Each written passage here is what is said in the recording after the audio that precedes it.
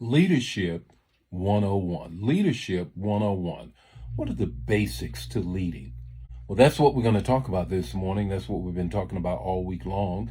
Been talking about leadership, and this morning, I'm going to give you the text to talk and the takeaway so that you might have some manna for your day.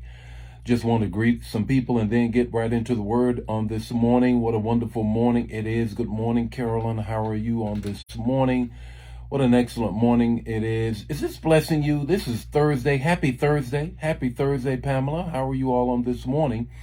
And just want to know whether or not this is blessing you as we talk about leadership this week. Good morning, Angela. How are you on this morning? And just just want to make sure that it is meeting the target. Good morning, Joelle. Good morning, Tony.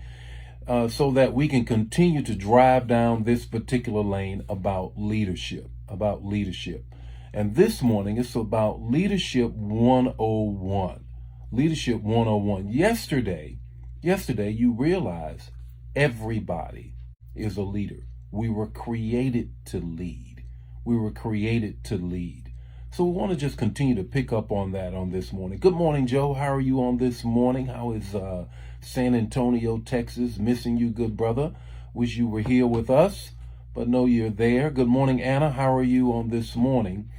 This morning, let's talk about Leadership 101. Leadership 101. You know, when I entered the military, I was in ROTC, Reserve Officer Training Corps, doing my 4 years of undergrad at University of North Carolina at Greensboro.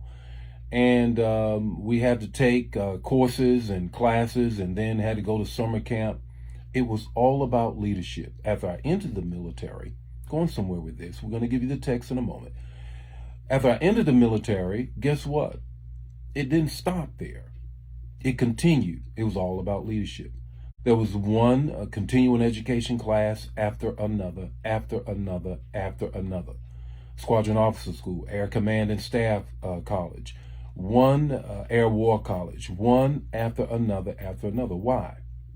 Because leadership is a part of our very existence. And on yesterday, I shared with you that we were all created to lead. 3 basic things I want to share with you this morning concerning that. Leadership 101, I want you to look at Hebrews 10:24 and following. Hebrews 10:24 and following. Now, the context of the text is this. Apollos is possibly the writer of the book of Hebrews. He is writing to a group of believers who are under great stress, persecution, and strain for their faith. They need to be led. And I want you to hear what Apollos says to them in Hebrews 10:24. Let us consider how to spur or lead one another. Let us consider how to continually spur one another on. How do we lead one another? The first thing that he raises is this. In order to lead somebody else, you got to lead yourself. In verse 22, he says, draw near to God. If you want to lead yourself, the first place you need to lead yourself to is in the presence of God. If you want to really have that passion that grows, as we shared on yesterday, that everybody is a leader, the Creator needs to be connected to the creation in order for you to know how to lead the way he created you to lead. Remember, he's the potter. We're the clay. You can't lead until you get close enough to him that you can then hear how he's telling you to lead. So the first thing, order of business, after you've learned that you're created to lead, is to lead yourself into his presence. The second thing is this. Then you can lead others. Lead yourself to his presence, then you can lead others. Verse 24 says, you need to spur them to good deeds in love. There's a particular objective in which we lead others. We lead them to do good deeds and to love one another. How should we know one another? But by the love. but by the love. The third thing is this. The same verse 25 rather, verse 25 says, don't give up on doing that.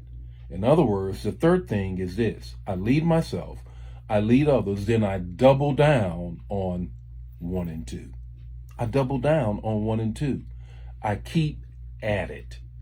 Going back to when I entered the military, the first thing from ROTC undergrad at University of North Carolina at Greensboro at the 605th Detachment at A&T, where we began to learn leadership, all the way to the last year that I was in the military, it was constant double downing on leadership.